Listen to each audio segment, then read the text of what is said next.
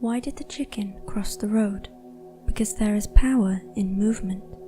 Not any particular movement, not dance, although also dance, not athletics, although also athletics, but movement. Just the absence of stillness. Just anything that takes a person from one spot to the next. And if there is a why, then so be it. But it is inconsequential to the fact of it. The fact of air in the lungs, the fact of feet and a road, the implications of a road, and what it means to not go down that road or back the way you came, but perpendicular, to cross it, to make that move, because the secret is, it was not to get to the other side, or to any other place. Places are beside the point, but just for the power of crossing, of movement. That is why the chicken crossed the road.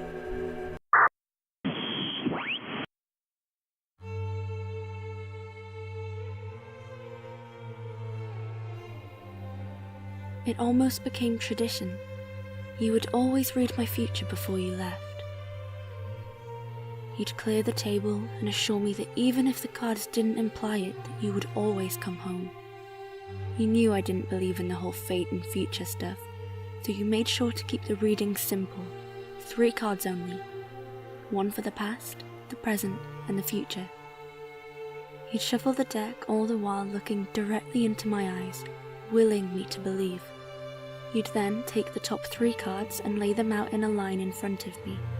You'd turn over the first and talk about how that card represents my past achievements and worries.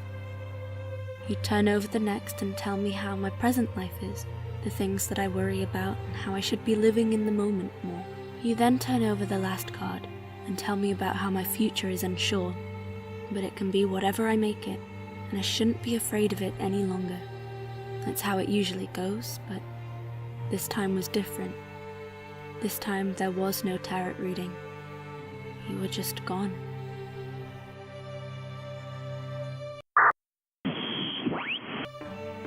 We would light that candle. You know, the one with the wood wick that would crackle through the evening.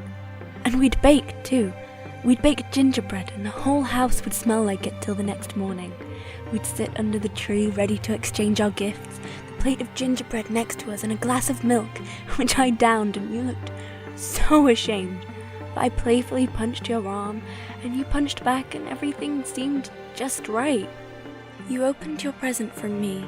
You scoffed at the way I wrapped it. "Too much sellotape," you said. But still, you tried to open it delicately, saving what you could of the wrapping paper ready for next year. Then you handed me your present. It was wrapped in the paper with all those cute forest animals, and you even put a little bow on top. I opened it up, and inside was a necklace with a dolphin pendant. I remember you turning your head, and all you said was, "So I'll be with you even when I'm not here." I just assumed you meant when you went away for a few weeks because of work, but what if I was wrong? What if you knew you'd be away for a long time? Maybe I'm just creating false fantasies.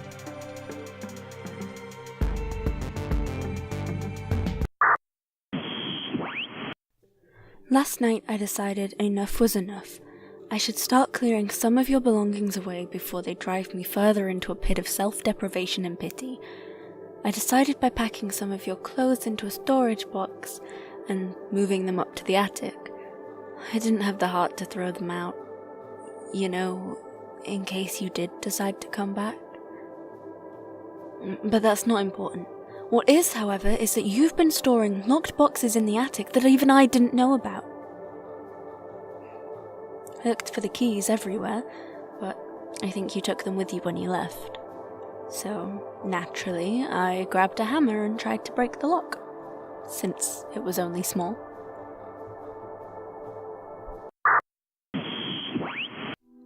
Inside the boxes were stacks and stacks of papers, fact files, drawings, and a map with places crossed out in a black marker pen. There was only one path ahead of me now. I was going to follow your map, find you and get some answers, or at least some form of closure so I can move on with my life.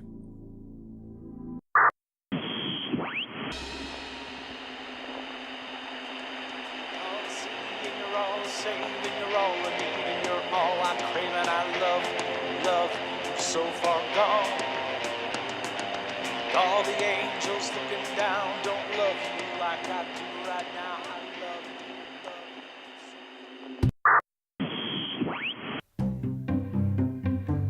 I arrived at a small cafe on the outskirts of Thistleton, hoping that someone here would have some answers for me about the places you had written about. So far, no luck. Whenever I mention it, I get one of two responses.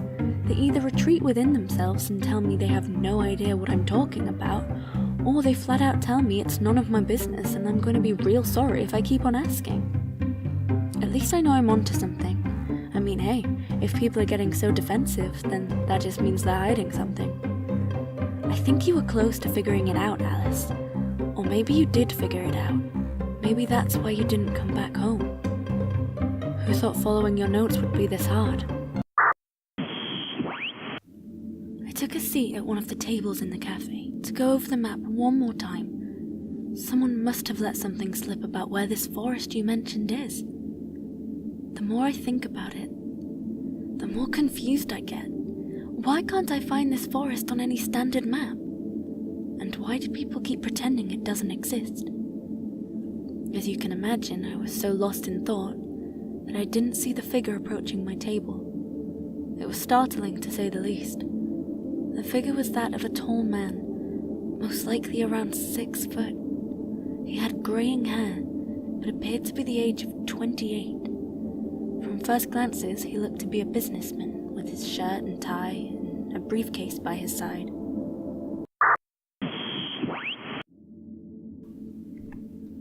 Above his top left pocket was the word Hunter.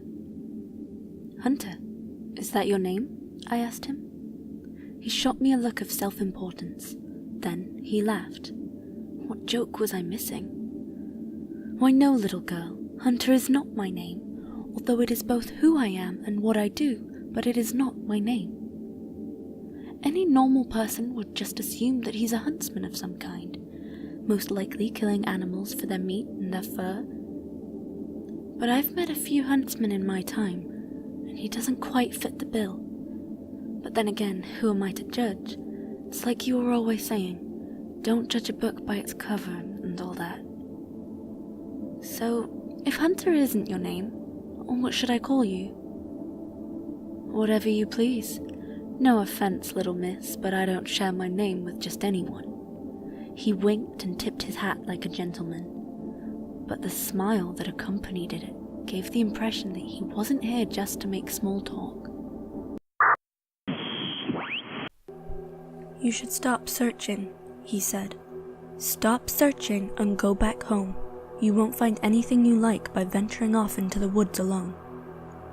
Was he threatening me? Or warning me? I couldn't quite tell what his intentions were. Before I even had time to say anything in response, he stood up, moved closer, looked me dead in the eyes and said, "You won't find Alice."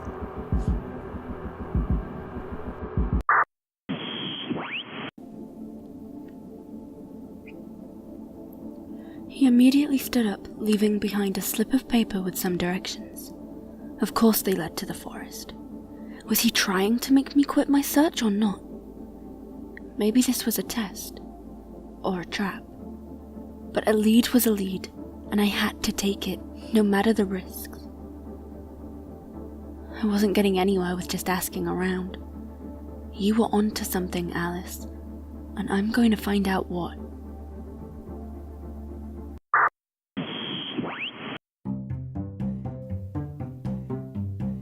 I hopped into the car and followed the man's directions to Thistleton Forest. The road was quiet, nothing but signs and posters along the way. The posters I passed were all advertisements of some sort.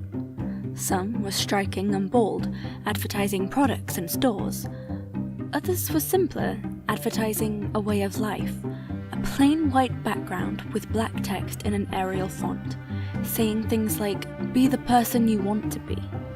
Then there were others that I wasn't sure if they were even advertising anything at all. One of the signs simply just said, "Tired?" The same white background, the same black Arial font, with a big bold question mark firmly planted at the end. Was it trying to get drivers off the road? Or just advertise the concept of sleep and being awake? Who knows? Luckily, I don't need to think about it much, seeing as I'm coming to a close to the huntsman's directions.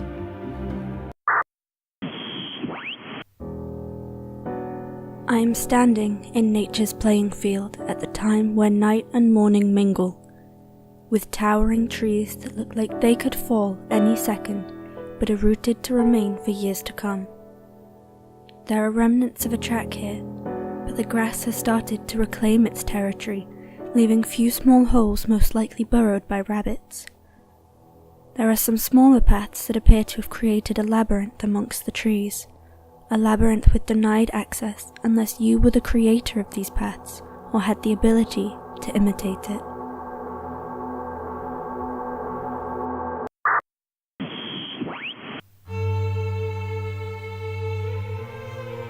The further you travel, the more the woods swallow you up, getting denser as you go. The wind between the trees makes a whooshing noise, as if there were a troupe of spinning dancers twirling sheets of fabric around themselves in the trees, as if all their exits had been cut off, and all they could do was dance in an endless loop.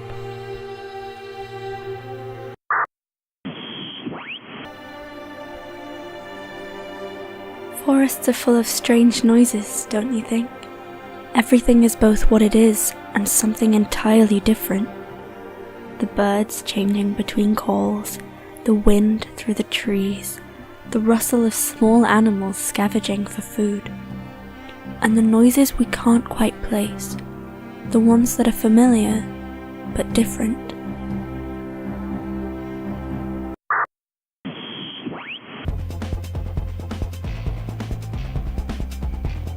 I know you always told me that things aren't so black and white, but those things, they're feral, completely feral.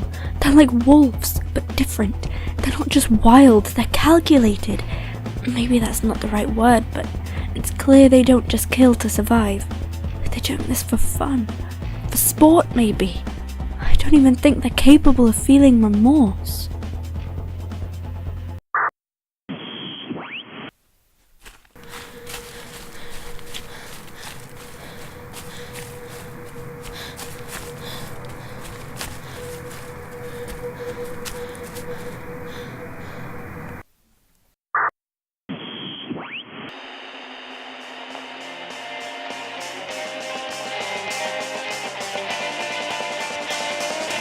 All I want, and you're all I need, and you're all I hope, and you're all I dream, and I love you, so far gone. I wish to wish of a wish you dreamed of far away where we both couldn't be, and I love you, so far gone. I'd cross the world, I'd find the sawed-off ends of time, I'd fall and crawl and die to have you by my side. We build a paradise, a world where heaven lies. Come with me, my sweet delight. Oh girl, I'll take you there tonight.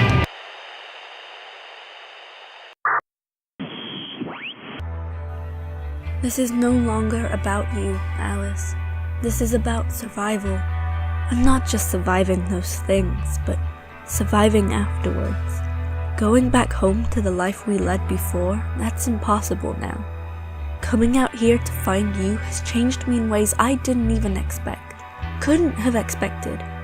To go back home now, and to see the house exactly how it was before I left, every object inside untouched, unmoved, the same, yet slightly different. They'll have gathered dust, the rabbit statues out the back, their underside will be lighter, more faded than when I left them. The paint on the walls cracking even more than usual. Even the house is ever-changing, Alice. So we should accept those changes, embrace that change and move with it, right? Isn't that what you were always trying to get me to do? You will always live in the remnants of the life you've led until this point. I get that now, Alice. I do.